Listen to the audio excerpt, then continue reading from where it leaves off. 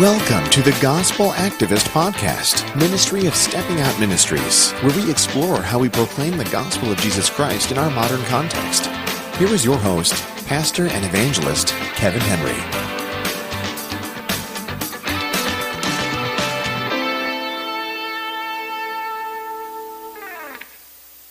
Well, welcome to the Gospel Activist Podcast, and today on the program we have Chad Eddy from Remember the Gospel Podcast.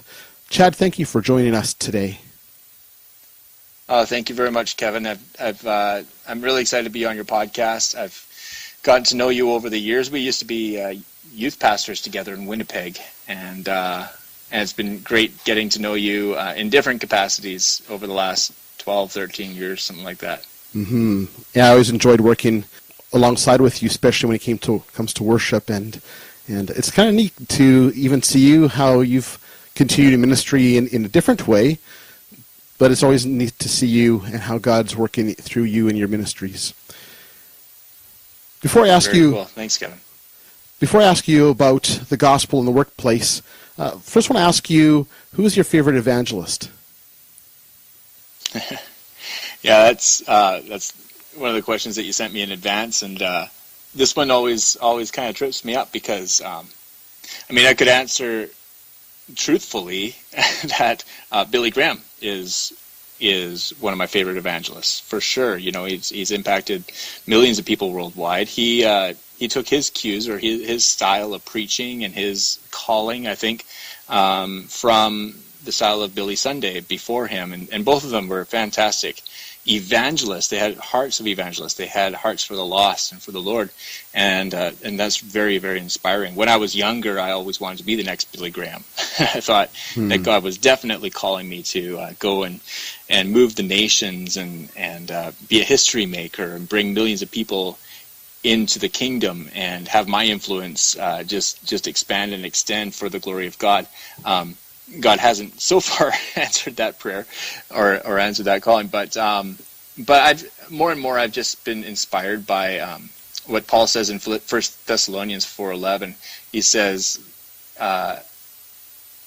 "Make it your ambition to live a quiet life and work with your hands." I mean, it's the average farmer Joes, the people that have this heritage passed on through their kids and their neighbors and the people that they impact in their everyday life. Mm-hmm. It's not just the Billy Grahams. I mean, the Billy Grahams, yeah, God bless them. The Apostle Paul was another one, right, that affected many, many people in his life.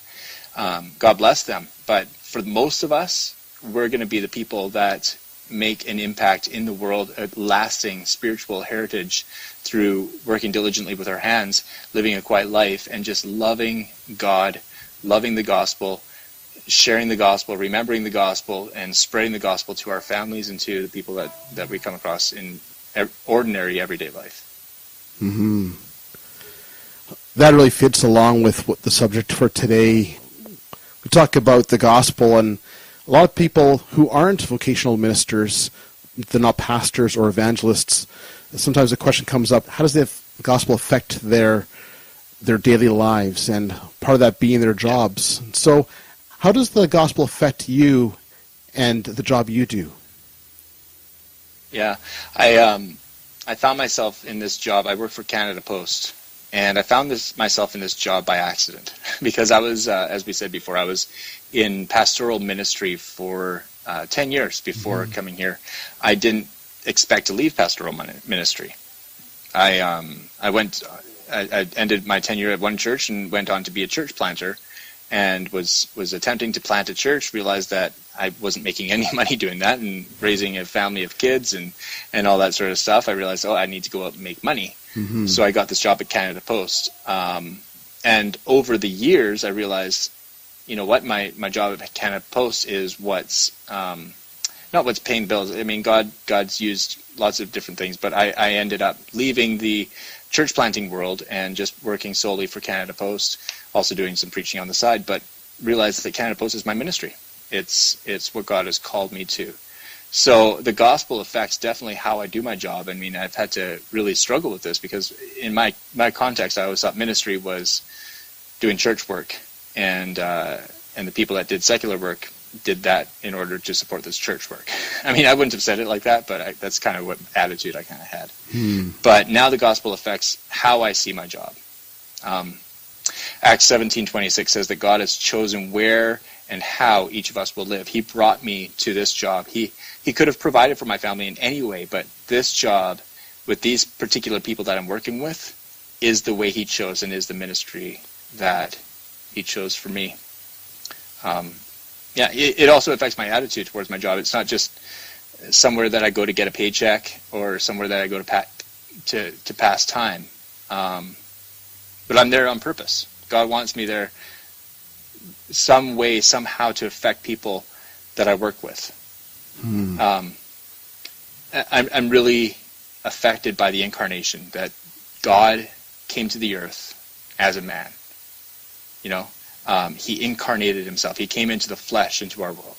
And now he sent us into the world in the same way, to represent him, to incarnate his gospel, and to continue to minister in his name. That's why I'm there. So God could provide me in any way that he chooses. He could provide for my food and my mortgage payments from money falling from the sky. But he has me there at Canada Post for his purpose. So it affects my attitude, And then it also affects what I do. If I'm there for a greater purpose than just my paycheck, then I'm not going to grumble and complain and whine and get all upset when my paycheck is too low or when I'm not treated like I think I should be. I mean, I'll defend my coworkers, but not to the point of offending the managers. There's a lot of politics, and there's a lot of strife and stuff like that on the floor, and I could get caught up in that. But God has called me to a higher purpose, and I need to keep my eyes on that. 2 Corinthians 9:7 says that God loves a cheerful giver. So that means that I need to work cheerfully. And Colossians 3:23 says to work hard as if it for the Lord and not for man. And so I try to keep all those things in mind. I don't do it perfectly, but I think that the gospel, your question was, how does the gospel affect how I work, how I do my job? That's how the gospel wants me to do my job, and that's what I strive for. Well, it's such a good outlook, because I think a lot of people, I even know when I worked in the secular market too, just my view of how I did the job wasn't quite that way. And it's a really great way to hear how the gospel affects your job. That's really neat. How does that affect your relationship then with your employer and employees then? I think in the Sermon on the Mount, Jesus passed down the golden rule. And it's so easy to miss because it's elementary. So we often think that it's below us. It's kind of varsity level or junior varsity or whatever. And we think, oh yeah, that's something that we teach our kids. It's not something that we need to live by. Treat others how you want to be treated. But that's what it's got to be. I can't go into work with the attitude that everybody's below me and they have to listen to what I have to say because I don't want somebody treating me that way. I don't want somebody preaching at me and telling me that everything that I think and everything that I believe and everything way that I live is wrong. And if I just listen to what they're saying, then I don't want to be treated that way. So I can't treat other people that way. I need to show respect to people at work. If somebody's going to talk to me at work, they need to understand that my primary reason for being there, I mean, apart from what I was just talking about, like my primary reason for being there is for the kingdom. Right. But other than that, and for the regular person on the floor, the primary reason for being there is their job. And so for me to come in and monopolize their time, monopolize their ear, monopolize, whatever, the conversation, and take them away from their job, that's completely disrespectful. So respect goes a long way. I'm playing a long game with these people. So it's about establishing trust. It's about working diligently with my hands. It's about earning a reputation as a good worker. Reputation is huge, right? Reputation can be made over a lifetime and can be broken in a second. I know that some of my coworkers don't have the best reputation, right? And I work hard at establishing my own reputation as being kind and approachable and caring and positive. I try, I sing songs. I try to lift the spirits of people around me. I'm sure you can imagine me singing songs at work. I gotta admit, drives a couple of people crazy, and they tell them to shut up. But you know what? Other people around them, they say, "Hey, you be quiet, Chad. Let Chad sing," because you know it brings the spirits up and stuff like that. I try to have a reputation of being positive and encouraging and enjoyable to be around, and that opens up opportunities to talk to people about the gospel. And I find that acceptance is currency. You know, it's hard to be accepted sometimes, and it's hard to feel accepted, especially. Some people have a lot of currency, a lot of acceptance. You know, some people don't. But what matters is how you earn it, and how you save it, and how you spend it. So at work, a couple of guys, they have a nickname for me, and it's Superman. There's a story. I was delivering a parcel to a lady one time, and her daughter, little girl, probably 7 or 8 years old, answers the door, and she stares up at me. I said, "Is your mom home?" She says, "Just a second." She goes to her mom. She says, "Mommy, Superman's at the door." So anyways, of course, when I told some guys that, they started calling me Superman. So, but it's a nickname, right? And a nickname shows that you're part of the group. When you have a nickname, it shows that you're part of the group. And I appreciate that. I feel honored by them. But that form of acceptance gives me the currency and an opportunity to speak into the lives of the people around me. But I can't spend all my currency at once either. You know, I can't just say, "Okay, well, now that you've accepted me, now listen to what I have to say." I need to be careful and wise and shrewd as a snake, as Jesus said, in when and how I spend it. So I think that the gospel affects how I treat my fellow employees. I think it comes back to what I first said. I think it's respect. Respecting them, respecting their time, respecting who they are, respecting why they're there. So in essence, it kind of like opening up a door for the possibility of sharing the gospel message. Yeah, and that's definitely what I want to do. I want to share the gospel with them. But that's not my project, if that makes sense. Right. I mean, I want them to be saved. Yeah. And I know that they can only be saved by the gospel of Jesus, and they can only accept the gospel of Jesus if they hear it, and they can only hear it if I share it with them. But if I approach my relationship with them as I'm just doing this so that I can have your ear, so that you can listen to what I have to say, then it comes across as being really not genuine. I don't care about what you have to say. I don't care about how you live. I just want to make sure that you hear my message. And it's a hard line, and I know that there's a lot of different approaches, and I appreciate a lot of different approaches. But with the people at work, people that I work with, I know that. I mean, we talk about Christianity. We talk about the gospel. We talk about their experiences with church, and I'll get into a couple of those in a second. But I know that they're on the lookout. They are aware of the fact that I want to preach to them. I mean, they know that I'm a preacher too. They know that I go to churches on Sundays from time to time and preach at churches. They know what I'm about. So they're kind of hypersensitive to the fact that I'm going to want to preach at them. And I think that the more I just show that I like them, the more their guard will come down, or has come down. Really. Right. And then that gives me opportunities when they have questions, or when they approach me, or when something comes up in conversation, I'm able to share something that they'll listen. Really good. So Chad, maybe there's someone out there listening and they're thinking, that sounds great, Chad. I'm doing that exactly what you're saying. I'm trying to live my life a certain way that shows that I love Christ and I love them. Now the opportunity comes up to share the gospel. What do I do? Yeah, and that's what it comes to. Because I mean, I know a lot of people who are like, well, I'm just going to live a good life and I'm going to be really nice to everybody and that'll be my witness. Well, that's good, and people should do that, but that's not your witness. I mean, like I said before, you know, Romans 10 says, how lovely are the feet of those who bring the good news. How will they believe if they haven't heard, and how will they hear if you haven't spoken to them? being a witness, sharing the gospel involves talking, Right. and sharing. And so we can't just say, well, I'm going to be really nice, and somehow they'll know that through my niceness that Jesus is Lord, and that he died on the cross to save them from their sins, and that they need to believe in him and live for him and all this. So we need to actually share the gospel. And I pray, and I think that's where it starts. Pray for opportunities to preach the gospel. So it's tricky though. There's a guy at work. So this is one of my stories.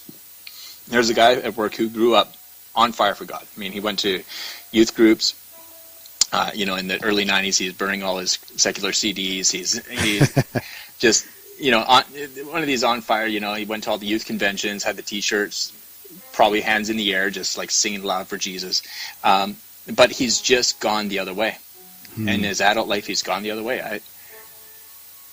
And he's definitely not living for the Lord. He says all kinds of blasphemous, actually, things, and he's just very provocative. So we have conversations, and we have deep conversations, and I show respect for his views and his hurts and his pain, even if they're masked behind a curtain of cuss words and inappropriate humor, and he respects my views. And we've been told by other people that our conversations make others feel awkward. So it's about finding the right time and the place and method of talking about these things. But at the same time, I don't mind other people listening in. And there have been times that we've talked, and I'm making my points, he's making his points. We're not arguing with each other, but just having a friendly conversation, friendly debate, maybe. Right. And I want people to listen in. I want to have my message heard. But at the same time, got to realize that we're not there to debate religion. We're there to get our job done. So, right. There's this fine line, maybe. Right. One lady I used to work with is a Christian, and everybody knew it in a bad way.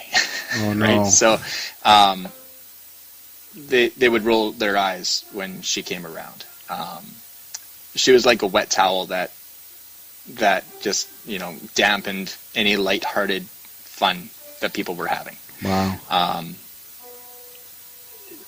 Just, that's not funny, guys. Hey guys, could you just clean up your language? And I appreciate and I admire people that can't put up with cuss words or swearing or whatever, but that's not the kind of witness I want to be. That's not the kind Jesus didn't come into the world to tell everybody how not to live in that way. He didn't say, hey guys, I just stepped out of heaven and it's really pure there and I'd really appreciate it if you were more pure. He said, be pure because God is pure. Anyways, but another guy that I know is the opposite. He's a Christian, but the way that he lives and the way that he talks and the humor and the jokes, the stories, the way that he describes his life is no different than the other people around him. He's not somebody that people would typically go to if they wanted spiritual direction. I try to walk the line between those two extremes.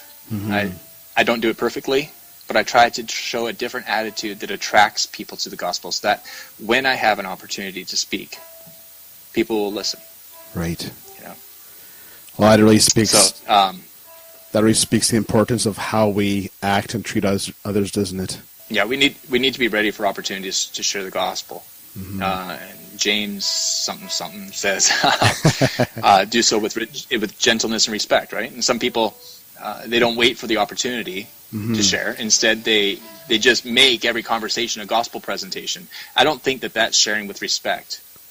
And I think people will see that they get fewer and fewer opportunities to speak to people as people simply avoid them. Then there are others who just aren't ready. There are opportunities that present themselves, but the people stay quiet. So I've had different opportunities at work to share the gospel. Some of them have been really blatant, like people saying to me specifically, like straight up, "Why are you a Christian?" I'm like, "Well, let me tell you," or people saying, "What is the Christian message?" So I told one person, she said, "So what do you do outside of work?" I said, I'm writing a book. I preach at different churches. I'm really involved in my church. I think I was an elder at my church at the time. And she said, well, what do you teach on? I say, well, the gospel, which is kind of the message that Jesus came to give. Strip down all the religion, all the 2,000 years of Christianity, all the stuff that culture has kind of placed on this message, and I want to preach the pure message. And she says to me, so what is the Christian message? Well, let me tell you, and it's a beautiful opportunity. Or people have asked me, so what are you speaking on at church? I tell them, hey, what's going on this weekend? I'm going to be speaking at church this weekend. Oh, what are you speaking on? Oh, well, glad you asked, or what do they do at church? Or how do you know that there's a God? These blatant questions. And then there's other things that are just inferred. Like, people might make a reference like, oh, yeah, if people are joking about religion or whatever, they're like, oh, if you have any questions about that, you could ask Chad. And I'm like, whoa, okay, if you have any questions about that, you could ask me, because I'd love to tell you about it, So it's just sort of this inferred, Chad is kind of the go-to guy of presenting the gospel, so you can go and ask him. And it's kind of an honor to be able to be asked, but I need to honor people's time and space, and be ready for those opportunities as they present themselves. That's really neat.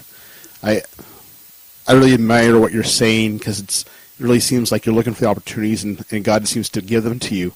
And it's so important for us to notice when God gives us those opportunities to share the gospel. And so thank you so much for sharing with us about your experience as a postal worker, and even how we can be a light in every job we're given.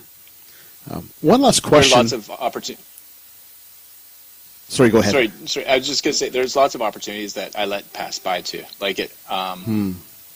There's lots of times that I'm like, oh man, I could have said this there. I could have snuck this in there. Like, somebody said to me the other day, hey, what'd you do this weekend? I'm like, nothing, just, relax and, watch some TV or whatever. And I'm like, wait a minute, I preached yesterday. Why didn't I just say, I preached yesterday or whatever, and then wait for that opportunity to present itself. But, I'm still growing and learning in this too. I completely understand. I go through the same thing too. So after having a conversation with someone, I think, oh, why didn't I say that? Exactly what you just said. And so I think the comfort for us in that, though, is that God gives us the exact words. He knows what the other person needs to hear. My wife and some of the people in our church are working through a study called Experiencing God. And Blackaby talks about working alongside of what we see God doing. And so when we have those opportunities, definitely taking them, but realizing we do sometimes miss those opportunities. Thank you so much for sharing with us today, Chad. And before we end off here, tell us how people can get in contact with you. You have a podcast called Remember the Gospel. So how can we get a hold of your podcast and follow you in your ministry? Yeah, thank you, Kevin. My podcast is available on iTunes. I will tell you, though, that I haven't done a new episode since, I think, October. So it's been a while since I've gone behind the mic, actually. But you were one of my guests on Remember the Gospel podcast. I think you were number 38 or something like that, if I'm not mistaken. Yeah. And so I encourage people to listen to that interview. On iTunes, you can find Remember the Gospel. Also, I have a book coming out called Remember the Gospel. And if people go to my website, which is chadeddy.com, that's CHADEDDY.com, /activist for the Gospel Activist Podcast. So chadeddy.com/activist, they can sign up for my newsletter and get notified about the pre-release deals that will accompany my book. It should be active soon. The pre-release should be active soon. And if you want to get a good deal on my book that's coming out, then go to go to chadeddy.com/activist, and you can sign up there. Great. Thank you much for sharing that, and we look forward to hearing when your book comes out. And I know when you told me about it when we talked last, I'm pretty excited to read that book when it comes out too. So thank you again so much for your time and sharing with us about the gospel and the workplace. I appreciate it, Kevin. Thanks very much for having me. Thank you. Well, I really enjoyed my conversation with Chad Eddy in this program, and I want to encourage you to check out the links at the bottom of the description for this episode, as there'll be links to his podcast and his website. On the program next time, we'll be listening to, again, some of the witness encounters I had this past summer, opportunities I had to share the gospel. Until then, this is Pastor Kevin reminding you to preach the gospel to any person, anywhere, anytime, and no matter the cost.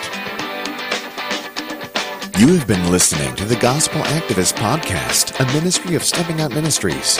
To submit a question for Pastor Kevin to answer on the podcast, visit us at www.steppingoutministries.com/podcast.html. Thank you for listening, and we invite you to join us for our next podcast.